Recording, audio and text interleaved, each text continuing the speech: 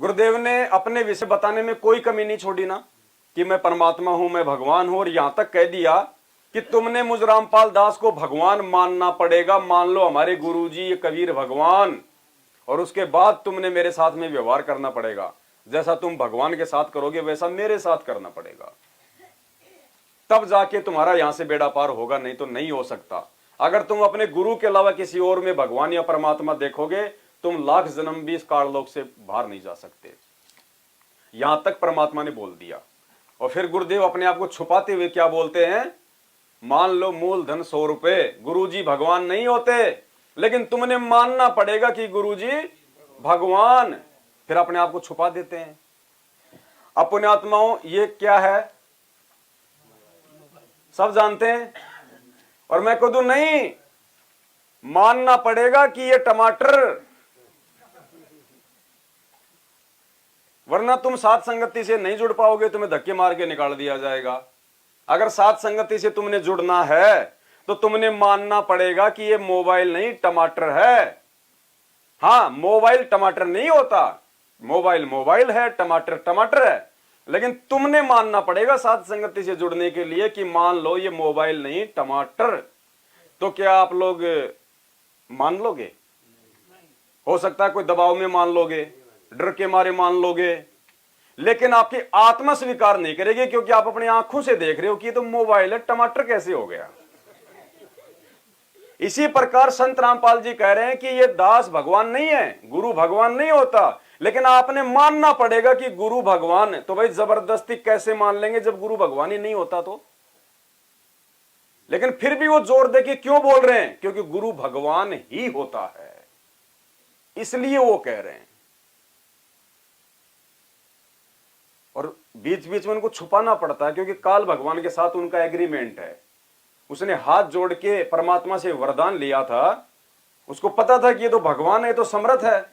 जब इसने फूंक मार के 16 संघ ब्रह्मांडों सहित असंख्य आत्माओं सहित मुझे सतलोक से निकाल दिया 1 सेकंड में, ये तो मेरे लोक को खाली कर देगा 1 सेकंड में, सबको वापस ले जाएगा ऐसे की ऐसे। तो उसने प्रार्थना की थी कि भगवान मुझे एक वरदान दो, आप जबरदस्ती किसी को सतलोक लेके नहीं जाओगे।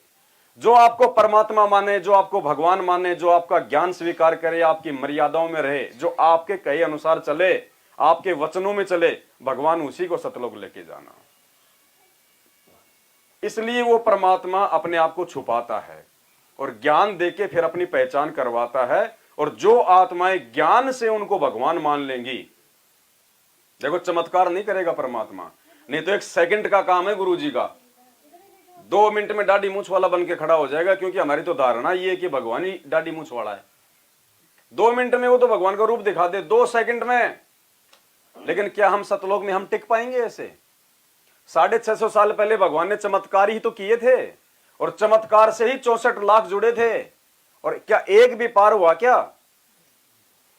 तो परमात्मा देख चुका है हमारी नीयत, हमारी सोच, इसलिए परमात्मा ने ये ज्ञान मार्ग का रास्ता अपनाया है। इसलिए हमारे को शिक्षा दे दी और सभी शास्त्रों से दिखा दिया, 5वें सूक्ष्म वेद से दिखा दिया, और लाखों भगत आत्माओं के घरों में परमात्मा ने अनहोनियां करके, मुर्दों तक को जिंदा करके, कैंसर एड्स तक के रोग परमात्मा ने ठीक करके ये दिखा दिए कि संत रामपाल जी इज गॉड, संत रामपाल जी ही भगवान है।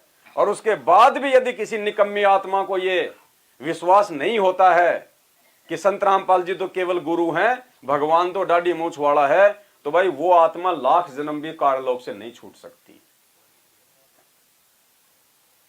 तो सबसे पहले तो भक्ति मार्ग में मोक्ष प्राप्ति के लिए भगवान कौन है, इसकी पहचान होनी जरूरी है। सतगुरु खाली सतगुरु होता है या भगवान भी होता है? तो सबसे पहले तो परमात्मा ने साथ संगति से जोड़ के हमारे को अपनी पहचान करवाई, जो सबसे पहला मुख्य पॉइंट है।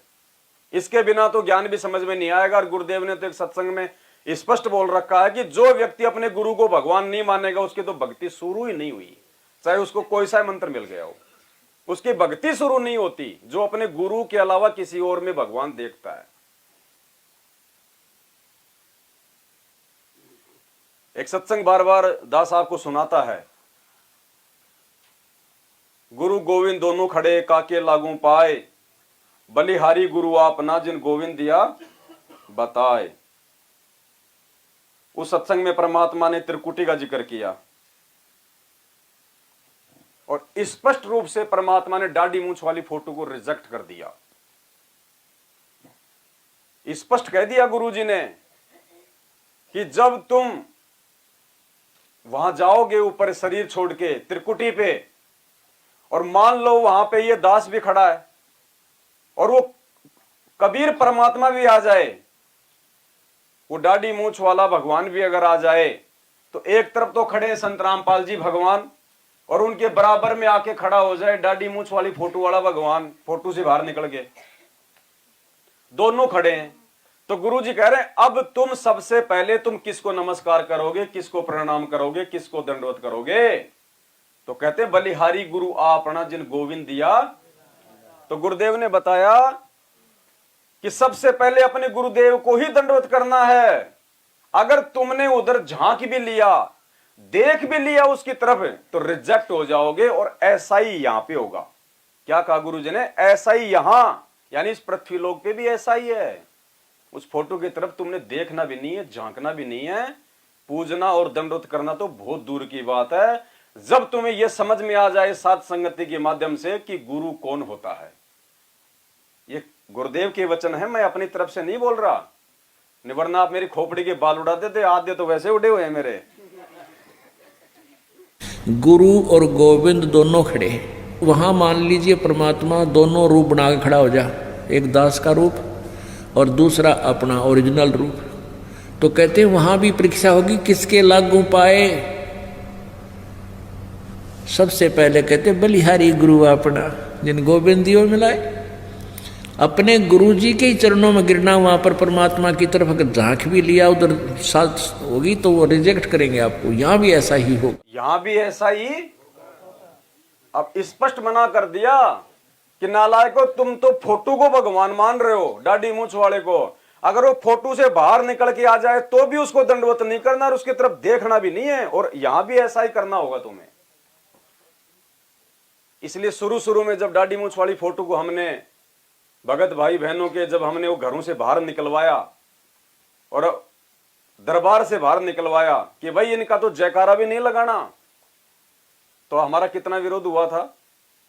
और धीरे धीरे देखो परमात्मा ने जब अपने बच्चों का ज्ञान योग खोला, आज देख लो हमें कितना आनंद आ रहा। हमने उस फोटो को घर से बाहर निकाल के, क्यों? क्योंकि वो फोटो परमात्मा की नहीं है। उसी फोटो के रूप में काल हमारे को ठगेगा। जिन जिन भाई बहनों की आस्था सतगुरु रामपाल जी भगवान को अपना गुरु बना के उनसे भक्ति लेके, जिन जिन आत्माओं की 1% भी आस्था अगर वो दाढ़ी मूंछ वाली फोटो में रह गई कि ये कबीर भगवान है, वो त्रिकुटी से ऊपर जा ही नहीं सकता। उसको काल वो दाढ़ी मूंछ वाला रूप बना के ठगेगा। क्यों ठगेगा?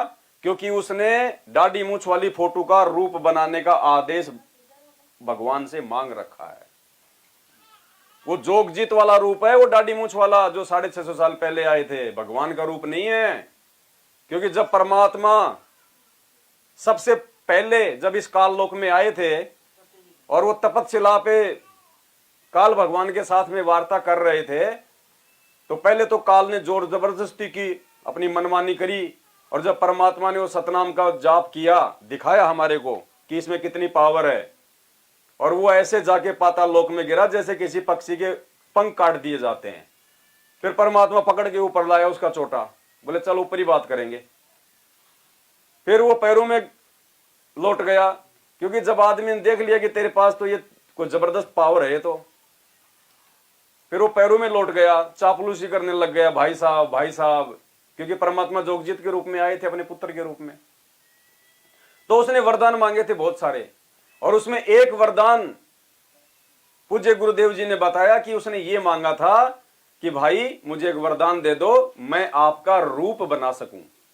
क्यों मांगा था रूप बनाना क्यों मांगा? उसको पता था कि ये जोगजीत रूप में आया है, ये जोगजीत है, नीचे जाएगा, ये जीवों को ज्ञान देगा, ये उनको अपना शिष्य बनाएगा। तो शिष्य की आस्था तो अपने गुरुजी में रहती है। तो उसने रूप मांगा था कि जब इसके शिष्य यहां त्रिकुटी पे आएंगे तो पहले से मैं दाढ़ी मूंछ वाला रूप बना के जोगजीत का यहां बैठा रहूंगा। और चेला तो अपने गुरु को देखते उसके चरणों में गिर जाएगा और मैं सबके पकड़ के चोटार अपने काललोक में ले जाऊंगा। देखो परमात्मा ने हर चीज का संकेत दिया हुआ है। दो अक्के वचन भर लो, वचन भर लिया, भर लिया भाई। न्यो बोला जी कि चारों युगों में, 3 युगा में जीव थोड़े ले जाना, सतयुग, त्रेता और द्वापर में, और चौथा युग जब आवे कलयुग कितने ले जाइयो। न्यो बोला वह बढ़िया ढाई तन तया। अच्छा भाई कोई बात नहीं। दूसरा यह है कि मैं आपका रूप बना सकूं, मैंने ये आज्ञा दे दो। अग बना लिए तेरे रूप तक की आंट लगेगी, मेरे अंश के पास जिस पास नाम होगा तेरा रूप रह ही नहीं सकता उसके आगे। तो काल भगवान ने परमात्मा से उनका रूप बनाने का वरदान मांगा हुआ है, ये दाढ़ी मूछ वाला।